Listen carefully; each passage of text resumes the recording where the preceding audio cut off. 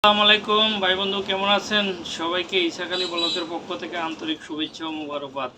আজকে একটা বিষয় নিয়ে আপনাদের সামনে হাজির হয়েছি, সেটা হলো আমাদের মিঠাছড়া জেনারেল হাসপাতালের একটা ঘটনা নিয়ে। সেখানে একটা শিশু নিয়ে যে ঘটনাটা ঘটেছে, ফেসবুক খুললে বা নেটে ঢুকলে আমরা এটা নিয়ে দেখতে পাই, কথাবার্তা চলছে, পক্ষ বিপক্ষ দোষারোপ চলছে।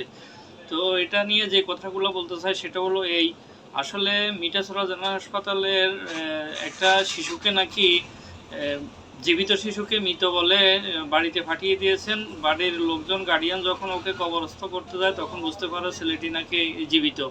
এটা কিভাবে হলো, একটা বিস্ময়কর ব্যাপার, এটা একটা কৌতূহলের ব্যাপার। যাই হোক, সঠিক তদন্ত করা উচিত, আসলে ঘটনার দোষী কারা বা দায়মুক্ত কারা। তো জেনারেল হাসপাতাল কর্তৃপক্ষ দৃষ্টি আকর্ষণ করে বলছি, আপনাদের তরফ থেকে আপনারা এই ব্যাপারে খোলাসা করে মিডিয়ার মাধ্যমে জানাবেন যে আসলে আপনাদের এখানে কোনো দায় মুক্তি নেই, কোনো অবহেলা নাই।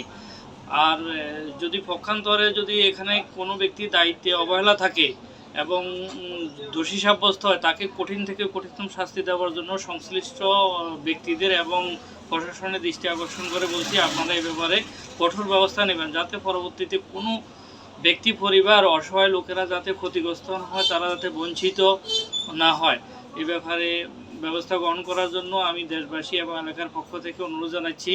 আর আপনারা মিঠাছড়া জেনারেল হাসপাতাল যদি এটাতে কোনো অবহেলা না থাকে, আপনারা আপনাদের পক্ষ থেকে সঠিকভাবে জোরালোভাবে আপনারা জানান, যে বলেন যে আপনাদের কোনো দোষ নেই।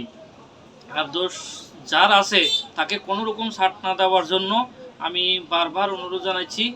আমরা অনেক সময় দেখতে পাই যে ইউটিউব বিভিন্ন চ্যানেল খুলে ডাক্তাররা তাদের কর্মকাণ্ডগুলা দেখায়, রোগীকে সঠিকভাবে দেখে না।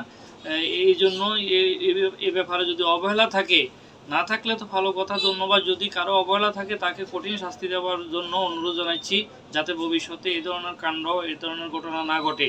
কারণ এটাতে আমরা বিব্রত এবং পুরা এলাকাবাসী বিব্রত যে কী করে এই ধরনের একটা মর্মান্তিক ঘটনা ঘটতে পারে। ওকে, ধন্যবাদ সবাইকে সাথে থাকার জন্য।